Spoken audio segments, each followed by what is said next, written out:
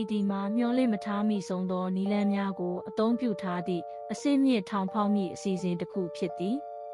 အဆောင်များကအကျဉ်းသားများအတွက်အစားအစာလာပို့သောအခါထိုအမျိုးသမီးသည်အစားအစာရဲရှိဇွန်းကိုကြည့်ပြီးထောင်ကလွတ်မြောက်မည့်နီလန်းတစ်ခုကိုချက်ချင်းတွေးမိသွားခဲ့သည်အဆောင်များထွက်သွားချိန်တွင်ဖူယွမ်ပြူယွမ်သည်သူမ၏ဇွန်းဖြင့်နေရန်ကိုစတင်တူးဆွတော့သည်သူမကိုသူမယုံကြည်မှုအပြည့်ရှိခဲ့သည်ပင်ပန်းခက်ခဲလာတော့လဲသူမသည်နေရန်ကိုဖျက်ပြီးဥမင်လိုင်းကောင်းတစ်ခုဖြစ်အောင်တူးနိုင်ခဲ့သည်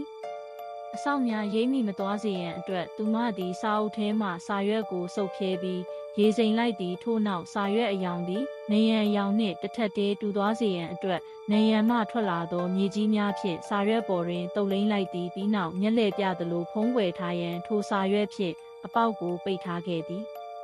ဤကျင်းထောင်သည်တစ်နှစ်ပတ်လုံးရေပတ်လည်ဝိုင်းနေသောနေရာတစ်ခုတွင်တိဆောက်ထားခြင်းဖြစ်သည်နေရန်ကိုတူးရန်အချိန်ပိုရစေရေးအတွက်သူမသည်ဆဲထောင်ခန်းထဲတွင်စာဖတ်ချင်သည်ဟုသောအကြောင်းပြချက်ဖြင့်ဝင်းပြင်ထဲ၌ကိုလက်လှုပ်ရှားမှုလုပ်ရမည့်အချိန်ကိုပယ်ဖျက်ပေးရန်အဆောင်များကိုတောင်းဆိုခဲ့သည့်ဤနည်းဖြင့်သူမသည်တူးဖော်ရေးလုပ်ငန်းစဉ်ကိုပိုမိုမြန်ဆန်အောင်လှုပ်ဆောင်နိုင်ခဲ့သည်